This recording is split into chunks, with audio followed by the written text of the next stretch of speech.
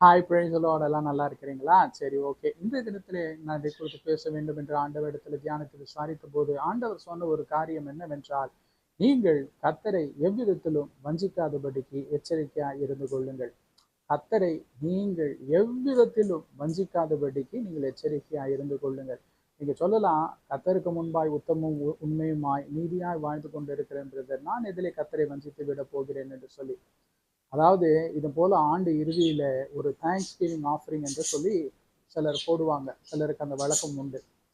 Year எண்டிங்ல, ஏன்னா இந்த வருஷம் ஃபுல்லா கர்த்தர் என்னையும் என் குடும்பத்தையும் என் பிள்ளைகளையும் சகல விதமான வாதைகள்ல இருந்து, நோய்கள்ல இருந்து, விபத்துகள்ல இருந்து, பொல்லாப்புல இருந்து கர்த்தர் காத்து கொண்டார் அப்படின்னு சொல்லிட்டு இந்த இயர் எண்டிங்ல வந்து அது லாஸ்ட் சண்டேவா இருக்கலாம், இல்ல வந்து இயர் எண்டிங் அந்த நியூ இயர் சர்வீஸ்ல இருக்கலாம், அந்த வாட்ச் நைட் சர்வீஸ்ல வந்து அந்த ஆண்டு முழுவதும் கர்த்தர் தங்களை காத்து கொண்டார், தங்கள் குடும்பத்தை காத்து கொண்டார் என்று ஒரு தேங்க்ஸ் கிவிங் ஆஃபரிங் போடுவாங்க.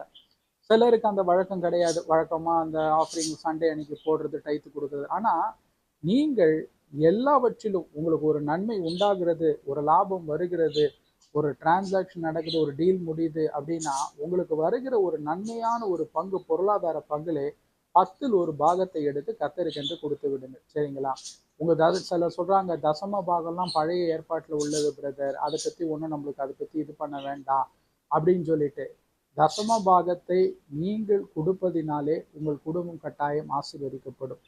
கர்த்தருக்கு நம்ம கொடுக்கறதுனால எவ்விதத்திலும் வஞ்சிக்கப்பட்டோ குறைஞ்சு போயிட போறதில்லை. ஆகையாலே இந்த காரியத்திலே உங்கள் காணிக்கை, தசம பாகம், நீங்கள் கர்த்தருக்கென்று செலுத்துகிற ஒரு நன்றி பலியா இருக்கட்டும், ஒரு சோஸ்திர காணிக்கையா இருக்கட்டும், இதிலே நீங்கள் வந்து கர்த்தரை வஞ்சித்து விடாதபடிக்கு எச்சரிக்கையாயிருங்கள்.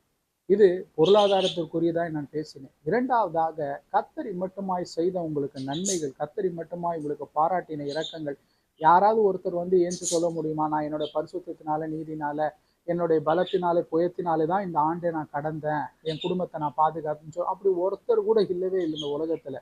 ஆகையாலே கர்த்தருக்கு செலுத்த வேண்டிய மகிமையை செலுத்துவதிலே நீங்கள் ஜாக்கிரதையா இருக்க வேண்டும். கர்த்தருக்கு என்று நீங்கள் செலுத்த வேண்டிய கனத்தை, மகிமையை செலுத்துவதிலே நீங்கள் மிக ஜாக்கிரதையா இருந்து அவர் நாமத்திற்குரிய மகிமையை நீங்கள் செலுத்தி அவரை கனப்படுத்த வேண்டும்.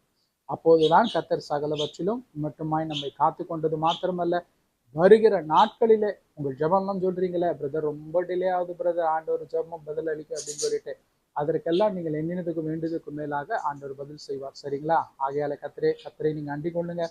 இந்த ஆண்டு இறுதி நாட்கள்ல நல்ல ஆண்டவருக்கு ஜெபிச்சு, நல்லா சிலவங்கலாம் 3 நாள் உபவாசம் பண்ணி ஆண்டவருக்கு நன்றி செலுத்துறாங்க. அது போல இல்லைனாலும் கர்த்தருக்குள்ளாக நீங்கள் மட்டுமாய் கர்த்தர் நடத்தினார் என்று சொல்லி நன்றி சொல்லுங்க. வருகிற இந்த 2026 கர்த்தர் கட்டாயம்